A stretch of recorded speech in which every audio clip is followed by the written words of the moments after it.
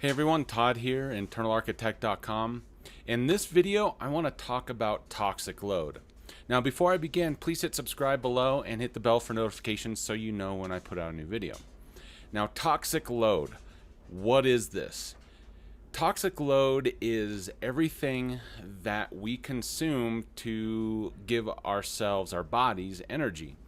And it's really important to understand what this means and to be able to take it a step further to help those of you that are dealing with cancer just get a grasp of the big picture of everything that goes on. Now, there's a lot of research that has proven that everything that we consume in our bodies contributes to our toxic load.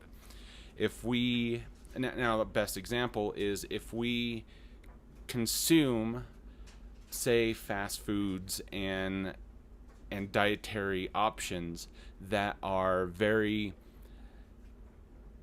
there's not a lot of nutritional value in them, our bodies are going to take that and do what it can with it, and usually that causes the big issues of obesity in our world and in our especially in our country, and it's slowly growing throughout the entire rest of the world due to just the popularity of convenience. But you have to take this picture of what toxic load is and grow it into the macro, the big picture of what it is and how it can affect your body over time. This is something that I've really been working on since I was originally diagnosed in 2009, and just it kind of opened my eyes up into the big world of what it is we eat and why there's such an epidemic of magnitude with cancer and health issues amongst not only US citizens but growing throughout the world. And you can look up all the stats and everything that you want, but cancer is the number one cause of death in the world.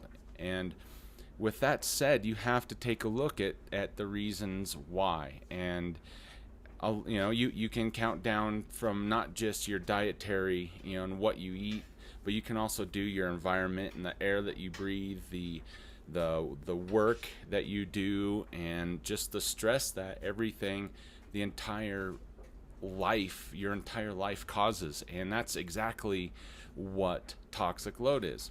Say you live in a city and you have a desk job where you don't do a lot of you don't get a lot of exercise, you don't get a lot of movement and everything, and you get a 30-minute lunch, and you go down to the closest place, if you don't bring a lunch in, the closest little restaurant or cafe or something, and grab a quick bite to eat, and then you get back to it and you get back into your world of whatever the work is that you do.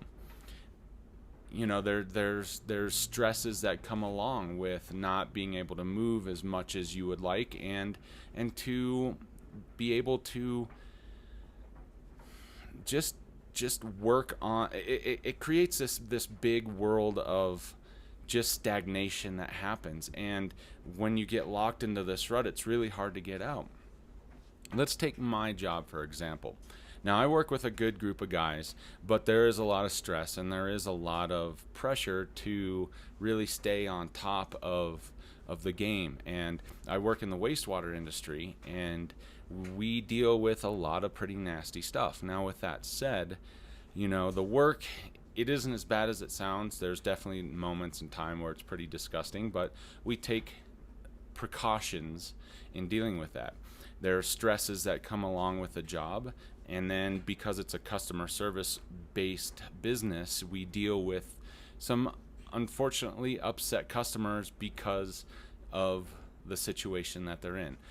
Backtrack a little bit here. I do, with that said, so fortunately I do a lot of work outside, and where I live here in the mountains it's very clean, and so we're able to kind of deal with a good, relatively clean outdoor environment when we're dealing with some nasty stuff. And so we don't have a lot of fumes and a lot of stuff that we deal with for the most part.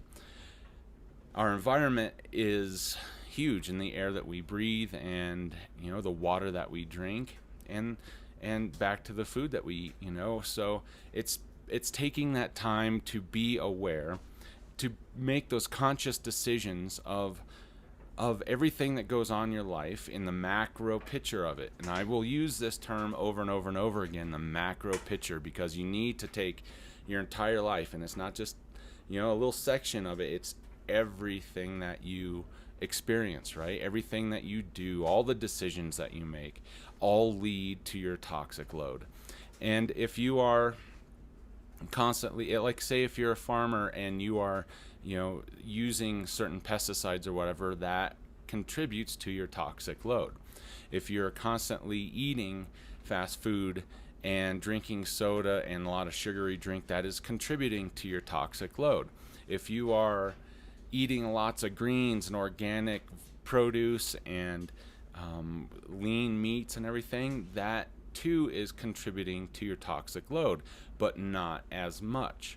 If you're in an area that has very clean air and very clean water, you're doing a better reduction in your toxic load. And so it all depends. It all depends on where you live, where you lay your head at night, and everything in between. Are you getting enough oxygen when you sleep? And you've seen in my previous video, I'm now sleeping with an oxygen concentrator because I live just about at 10,000 feet. So that is, putting more pressure on making sure that my heart is working correctly, and the entire 9 yards that comes along with a lack of oxygen and growing up in this environment also. So, there's just, the biggest thing is really you're consciously aware of the decisions you make for everything that goes on, and that's especially true in all the consumables that we take in.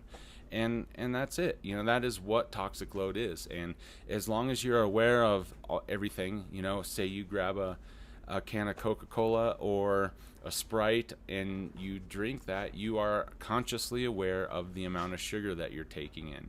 And that has its effects, and it does have its effects over the long run. So just want to keep that in your mind and let you think about that a little bit. But your toxic load is super important into how you actually go about treating your cancer, and in my case my lymphoma, because since it's an immune issue for me, it's really important that I keep my immune as strong as I can. So I'm doing that with as much conscious decision making as I can in the right direction into building my body as best as I can, as best as I know how, to make it as strong as possible to deal with this lymphoma that apparently keeps coming back. So yeah, thank you for listening. If you have any questions, please hit me in the comment section below. And I just want to say thank you for your time and energy into watching the videos. I really, really appreciate it. And I will see you on the next video.